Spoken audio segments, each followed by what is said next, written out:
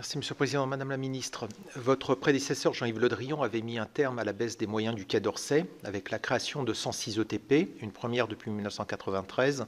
Vous vous engagez un nouvel élan pour votre ministère dont nous nous réjouissons. Votre punch est relayé avec beaucoup d'efficacité par la porte-parole du Quai d'Orsay pour relever les défis liés à la lutte informationnelle. Pour lutter contre les opérations de désinformation et de propagande hostile, vous avez annoncé augmenter de 2,5 millions d'euros les moyens de la direction de la communication et de la presse. Quels sont les autres services du Quai affectés à cette lutte informationnelle dont vous avez fait état? Comme vous l'avez dit, aider les Français de l'étranger, c'est également développer de nouveaux services, comme l'expérimentation du renouvellement des passeports sans comparution, prévu l'année prochaine au Canada et au Portugal. J'en suis ravi. Les Britanniques le font depuis longtemps. C'est une proposition, une approche que nous avions soumise à Jean-Baptiste Lemoyne lors de sa nomination il y a 5 ans.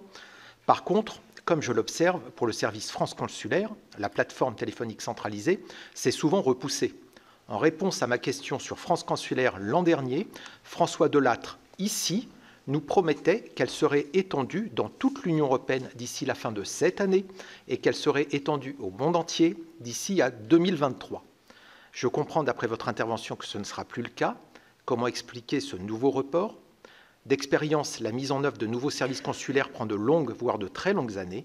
Pour ne pas rester les simples spectateurs de l'action du gouvernement et assumer notre mission de contrôle de son action, pourrions-nous envisager une loi de programmation consulaire qui nous permettrait d'appréhender l'évolution du réseau consulaire dans le temps? Enfin, un message qui relayera, je le sais, le vœu de notre président. Nous souhaiterions que notre présence soit plus affirmée en Amérique latine. Nous avons rencontré l'ambassadeur du Brésil avec plusieurs collègues à midi. La France est le 3e investisseur au Brésil. À l'heure où la balance de notre commerce extérieur inquiète, la clairvoyance voudrait que nous nous saisissions mieux de nombreuses opportunités offertes par notre voisin avec lequel nous partageons la plus grande frontière terrestre. Je vous remercie. Merci, Olivier. Monsieur le sénateur Cadic, nous avons l'intention de faire le meilleur usage des moyens qui sont les nôtres. Ils ne sont pas si considérables que nous puissions tout faire, mais en effet, nous avons décidé d'affecter des moyens supplémentaires à un dispositif de veille qui n'existait pas, avec 10 ou 20 personnes. Donc pour un ministère doté de peu d'emplois comme le mien, c'est un effort considérable. Ça nous donnera aussi une capacité d'action accrue sur les réseaux sociaux et dans plus de langues, parce que souvent il y a la question de la langue qui se pose. Nous ne sommes pas les seuls à agir, je le disais d'un mot et je le répète, il y a des gens de façon un peu plus spécialisée, dont c'est peut-être la vocation, mais je ne l'évoquerai pas ici.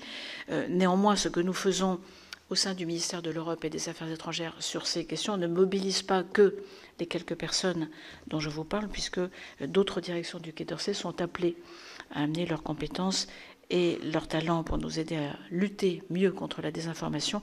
Évidemment, la direction politique au premier rang de celle-ci et les directions géographiques, comme l'on dit.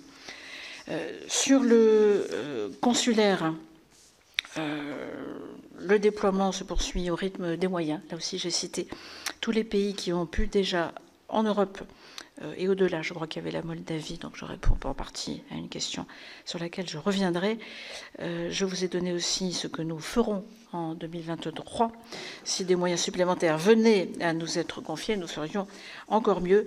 Mais les choses se passent bien. Il y a en particulier une grande satisfaction pour nous à constater qu'on a un taux de satisfaction de ce nouveau service qui est de près de 90%.